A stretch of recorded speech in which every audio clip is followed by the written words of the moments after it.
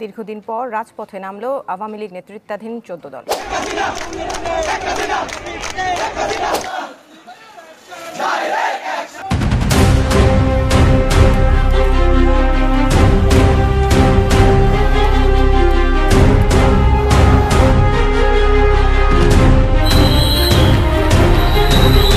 এ যেন এক নতুন অধ্যায় শুরু করেছে আওয়ামী লীগ ও ছাত্রলীগের নেতাকর্মীরা। ভয়ঙ্কর রূপে রাজপথে প্রতিশোধের তীব্র হিংস্রতা। শুক্রবার বিকালে শাহবাগে অবস্থান করে দলটির বেশ কিছু নেতাকর্মী। রাজপথে জয় বাংলা স্লোগান দিলে পুলিশ তাদের মিছিলে বাধা দেয়। এক পর্যায়ে পুলিশ ও আওয়ামী লীগ নেতাকর্মীদের মধ্যে ব্যাপক সংঘর্ষ সৃষ্টি হয়। বিশ্লেষকরা বলছে, আওয়ামী লীগ ঢাকা দখলের সর্বোচ্চ প্ল্যান করছে, এমনকি দলটির কর্মীদের গেরিলা প্রশিক্ষণ দেওয়া হচ্ছে। ইতিমধ্যে এরকম খবর প্রকাশিত হয়েছে সামাজিক যোগাযোগ মাধ্যমে। এছাড়া আটক করা হয়েছে গেরিলা প্রশিক্ষণ দেওয়া আর্মির মেজরকে।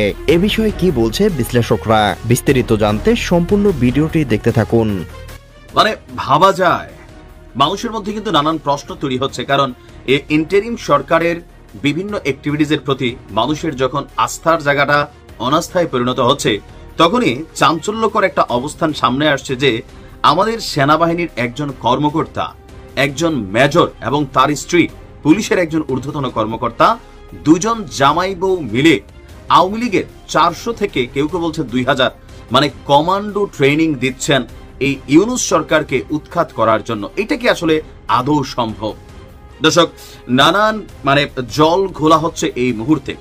সেনাবাহিনীর অনেক অফিসারদের বিরুদ্ধে নানান সময় বিভিন্ন জায়গা থেকে বিভিন্ন বক্তব্য থাকলেও গেল কয়েকদিন আগে আওয়ামী লীগের একটা গোপন বৈঠক চলছিল। এমন তথ্যের ভিত্তিতে 22 জনকে গ্রেপ্তার করেছিল আইন শৃঙ্খলা রক্ষাকারী বাহিনী বা আমাদের গোয়েন্দা পুলিশ সম্ভবত। তো সেইখানে দুইজন ব্যক্তি যারা আটককৃতদের মধ্যে ছিলেন, একজনের নাম হচ্ছে সোহেল রানা আর একজনের নাম হচ্ছে শম্পা। এই দুইজনকে যখন পুলিশ জিজ্ঞাসাবাদ করেছে, তাদের কাছ থেকে পাওয়া তথ্যের ভিত্তিতে আপনার ওই বৈঠকে অংশ নেওয়া মেজর সাদিকুল হক ওরফে মেজর সাদিককে তার উত্তরার বাসা থেকে সেনা হেফাজতে নেওয়া হয়েছে। খোঁজ দিয়ে জানা গেছে মেজর সাদিকুল হক ওরফে মেজর সাদিক কক্সবাজারের রামু ক্যান্টনমেন্টে এই মুহূর্তে কর্মরত।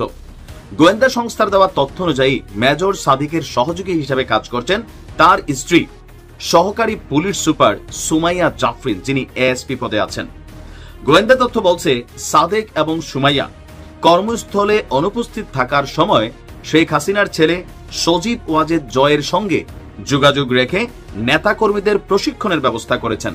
মানে এটা কেমন জানি নিজের কাছেও বিশ্বাস একটু মনে হচ্ছে যে এত সব মানুষকে ট্রেনিং দেওয়া হচ্ছে, একটা কমান্ডো বাহিনী তৈরি করা হচ্ছে, তাও আর্মিতে রানিং একজন মেজর, আবার একজন পুলিশের এএসপি। আমাদের এই ডিপার্টমেন্টগুলোর মধ্যে স্বতন্ত্র গোয়েন্দা সংস্থাগুলো কিন্তু আছে, এটা আমরা জানি। তো এই মেজর কিভাবে আসলে এই কর্মকাণ্ডগুলো করলেন সেটাও কিন্তু একটা প্রশ্নের বিষয়। এই বিষয়গুলো এখনো সামনে আসেনি, তবে কিছু তথ্য সামনে এসেছে। ইউনূস সরকার উৎখাতের এই পরিকল্পনাটি আপনার কলকাতায় বসে সার্বিক তত্ত্বাবধান করছেন সাবেক স্বরাষ্ট্রমন্ত্রী কামাল।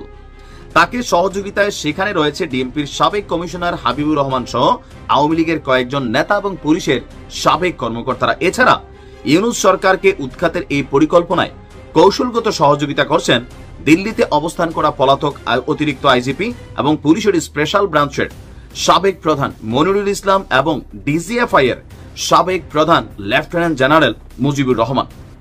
আজকে আমাদের সেনাবাহিনীর আইএসপিআর থেকে এক বিজ্ঞপ্তিতে বলা হয়েছে, রাজনৈতিক সংশ্লিষ্টতা সংক্রান্ত অভিযোগে সেনা হেফাজতে নেওয়া সেনা কর্মকর্তার বিষয়ে তদন্তে আদালত গঠন করা হয়েছে। তদন্ত শেষে আদালতের সুপারিশ ক্রমে সেনা আইন অনুযায়ী তার বিরুদ্ধে প্রয়োজনীয় ব্যবস্থা নেবে।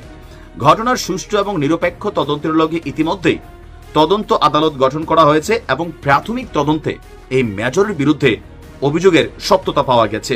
পূর্ণ তদন্ত শেষ হওয়া সাপেক্ষে প্রাপ্ত তথ্য প্রমাণের ভিত্তিতে তার বিরুদ্ধে শাস্তিমূলক ব্যবস্থা নেওয়া হবে। How is it possible?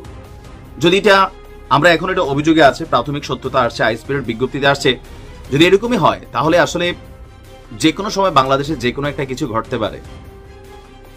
এখন এটা হয়তো পূর্ণ একটা ইনভেস্টিগেশন শেষে সামনে আসবে।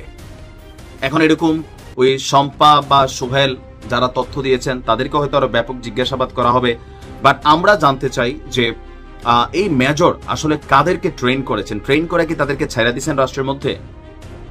যে 400 জনের বক্তব্য আসছে বিভিন্ন জায়গা থেকে যে তাদেরকে টোকেনও দেওয়া হয়েছে 2 দিন আগেও ট্রেন করার জন্য, তাদেরকে মেশিনারিজটা সাপ্লাই কে দিচ্ছে, এগুলো সম্পর্কে একটু তথ্যপাত্র নেওয়া দরকার। কেউ কেউ বলছেন যে এগুলা সব হচ্ছে যে বর্তমান রাজনৈতিক পরিস্থিতি যে ঝড় উঠছে সব দিক থেকে, এগুলোকে সামাল দেওয়ার জন্য এই বিষয়টা সামনে আনা হয়েছে যেন কয়েকদিন আলোচনার মধ্যে এটা জায়গা পায়। আবার কেউ কেউ বলছেন যে এত আইএসপিআর থেকেই বক্তব্য আসছে, সুতরাং সেনাবাহিনীর বক্তব্য নিশ্চয়ই ভুল হইতে পারে না। আবার কেউ কেউ বলছেন যে এই দেশে সবই সম্ভব। তারপর আমরা মেজর সাদিক সম্পর্কে বিস্তারিত জানতে চাই, কারা ট্রেন করছেন, মানে ট্রেন হয়েছেন তার হাতে। ভালো থাকুন, আসসালামু আলাইকুম।